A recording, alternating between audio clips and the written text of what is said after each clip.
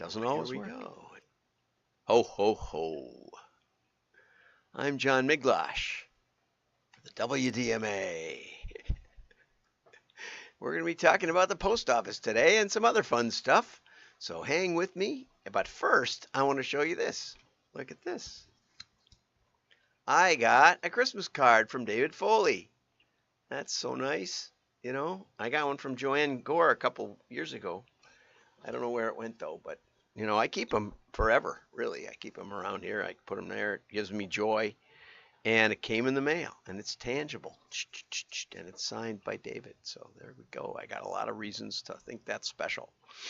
And now let's get over to Ryan Reynolds. Let's just play it and not get overthink this too much.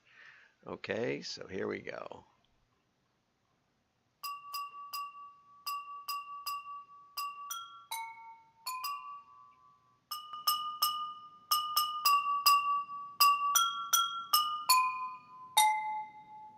It's a little flat gin.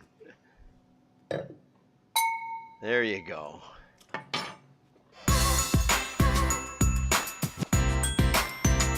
It's not the holidays without aviation American gin.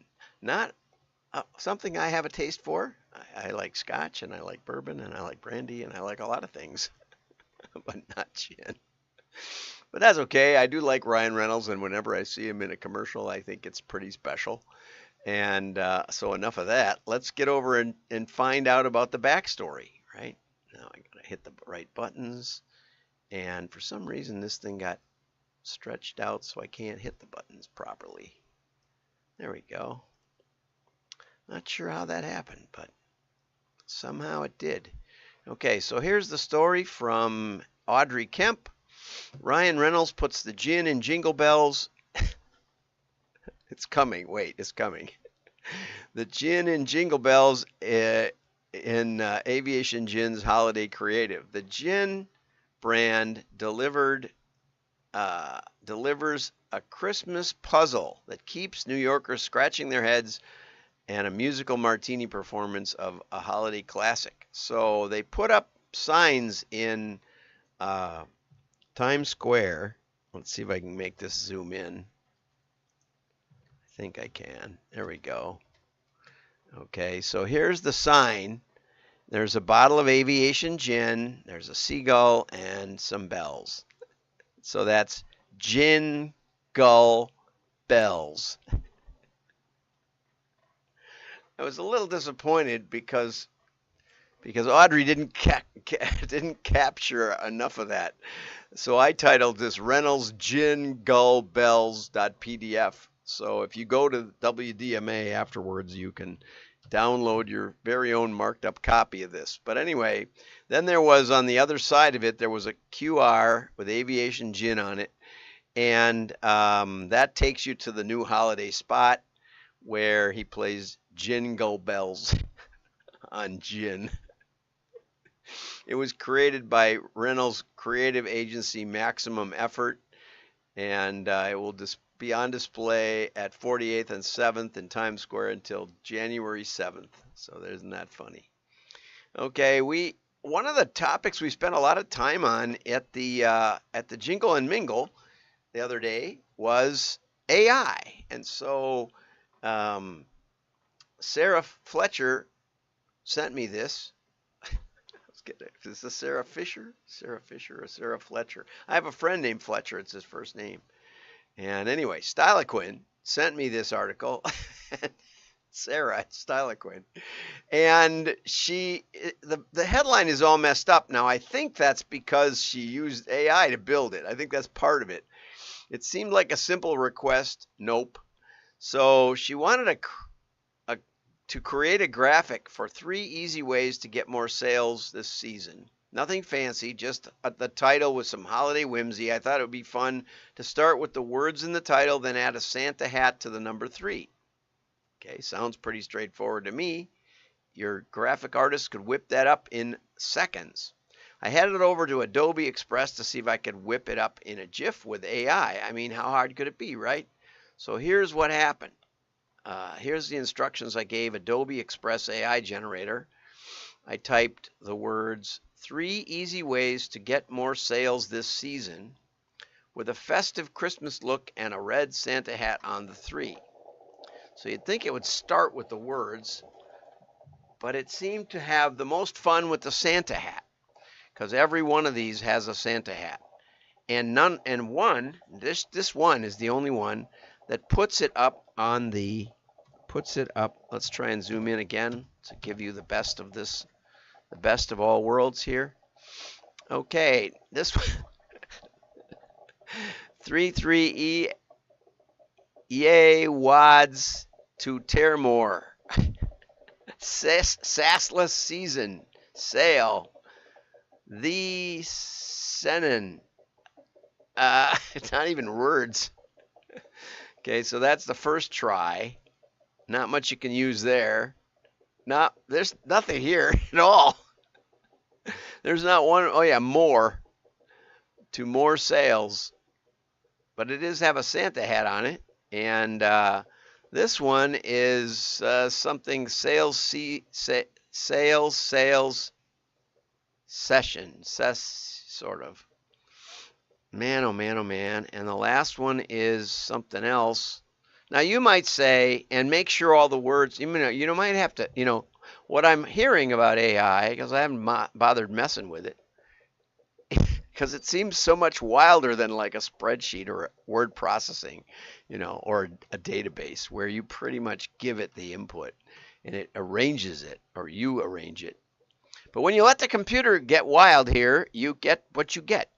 And so maybe you have to say, like in the Jingle Mingle, we found out that you have to say, do not hallucinate when you're using it to do research, because it will make up articles and make up facts for you, which we'll see in the next bit here. So then Sarah headed over to Canva to see what it would do, and here are the things that came back. It tried to steer her to a template, but instead got this: 3 easy ways to get more sales this season. Okay, so that worked. It added, I believe, sales boosters, where it got that, and it added elevate your holiday sales strategy, which isn't really what it's about, but it sort of wanted to make it more of an offer. I give it credit for that. It put up some kind of a heart overlay, broken heart over a Christmas tree yard, not even decorated Christmas trees, which I guess is semi-festive unless you have trouble or bad memories picking out Christmas trees, as do I. And then here we've got some kind of lights. It could be Christmas lights. It could be the same yard with Christmas trees, and these are the lights illuminating the tree choices. 3 easy ways to boost your holiday sales. But again, I thought it was interesting because it says limited time only. Holiday marketing, boost your sales as hashtags. More sales, less stress. And it totally made that up, which is, that's interesting. So all you have to do is paste in some illustration of something. Put a Santa hat on there and you're ready to go, kind of. So it kind of worked, and that's about where it left off. So she says, and so it seems that much like self-driving cars, there's a long way to go before we can just tell AI our dream featured post image and have it magically appear. If you've got a great AI fail, do share. It makes me feel like Skynet is still a long way off. I'm not sure what Skynet is, but so we're happy to hear about your AI successes too. I'm happy to hear about anything, especially if your AI can get you incremental lift and you've actually tested it with controls and experimental design. Okay, this was a kind of a nice story by Bill Gillespie. I like this one. Here's a printing company, a picture of Hudson Printing, and he tells the story. Let's see if we can zoom on that a little bit. He tells the story of selling printing in November of 1978. I started selling printing in June of 1978, so But he was working before that, and I wasn't, but I was in graduate school, so we're probably close to the same age. I had been a buyer for 3 years. I was excited to be working for a printer. In those days, you didn't have LinkedIn websites, Google, or any of that stuff. You didn't know what a business was when you walked in. You just asked to see the person responsible for printing and dumped your story. Some funny things could and did happen given that sales paradigm. I remember walking into a company, some kind of manufacturing like this in an industrial park, and they ushered me into this huge office, and I got to meet the president or the owner, founder of the company. And he said, he asked me some questions about Frank Miglosh. I said my dad's name was Frank. He said, maybe your grandfather? Yep, I said he was named Frank too. And apparently this guy had taken wood's shop in high school with my grandfather as the instructor, and a bunch of his friends that all have their own companies and all have been very successful were playing cards or something, and they said, who was the most influential teacher you had in your success, that really shaped your life? And they all agreed, 5 of them, I guess, that my grandfather was the most influential teacher they ever had, that he demanded excellence, and unfortunately, he died when I was 7 or something like that, so I didn't have a lot of time with him. And so I guess maybe it didn't rub off enough. I don't know. You got to see your grandparents if you're going to get it rubbing off. So that was an interesting thing that happened. I'd been selling for about 3 weeks. And in this case, Bill walked into an industrial-looking place and asked for the person. He said, I handed him my card and started sharing my wisdom with respect to printing 4-color process work on 2-color presses. We did that sometimes. It wasn't really 4-color process. I don't even think we had 2-color presses. We had an A.B. Dick and a multilith, and there was something else, one other duplicators, they were called, really. But I remember in 1978 or so going to visit the Quad plant on Springdale Road, which is their very first plant. And I remember, like Bill, Bill said, the guy looked at some of his samples, and finally he stopped me and said, Bill, follow me. I want to show you something. And he walked through double doors into one of the loudest places he'd ever been, and then dropped the bomb. He said, that's a printing press. I'd never seen a web press. I didn't know what they were for. This guy had several. They were going all at one time. A national sports magazine was being printed the day I was there. I was treated to a detailed, albeit embarrassing tour. I saw more work produced in the hour I was there than my employer would do in a year. Yeah, okay. My pride was hurt, but I gained some perspective. And I got to visit the Quad plant, as I said, and I remember I think it might have been Sports Illustrated coming off. It was either that or a Time magazine or something. Nothing very interesting, but I remember how I watched them. At the back end of the press, there's a folder, and it slits the signatures and moves them around in the air, and they crisscross and stuff. And at the end, they were coming out fully stitched magazines. Pop, pop, pop, pop, pop, just stacks them out, and they're just flowing out of there.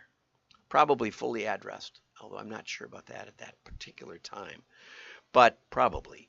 And it was fantastic, and I'll never forget getting to visit the Quad plant. Probably most of the employees didn't visit in 1978, right?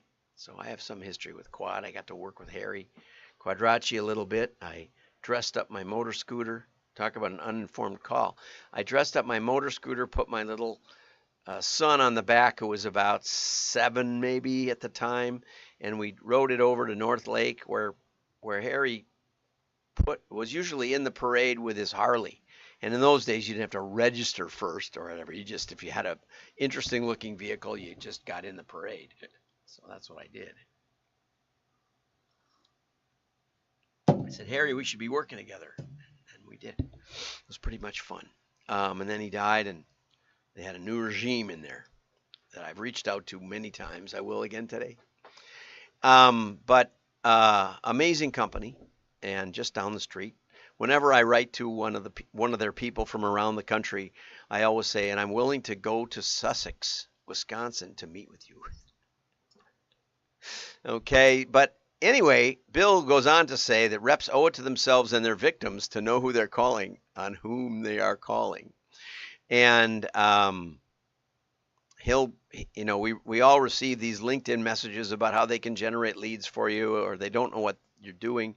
Even worse now is I'm getting emails with my LinkedIn tidbits from my LinkedIn profile, and that they also know nothing about. And so it's really obvious that what the AI has done is select a sentence and mention it. I see how you worked with Baseball Express, and we have a similar business or something, which of course isn't true, or we work with lots of businesses like that, or whatever it is. It's just a joke. It's a joke. It gives it more away. And so when I get those on LinkedIn, I write, "You sound like a bot." And oftentimes they are a bot, and then they unfollow me. Let's get over. He made a professional friend at the publishers that day. The guy stayed in touch. He introduced me to others in the industry. So it wasn't a wasted call, but it did teach me the value of research. Okay. And on that note, the Postal Service is changing the way they deliver mail. And I was especially interested in this because it was titled Milk Run in Dairyland. USPS optimizes collections. Now, they've since changed that name because people thought it was about, some kind of new collection service like invoice collection that they've come out with or something. But they're not collecting. In fact, they're degrading mail collection.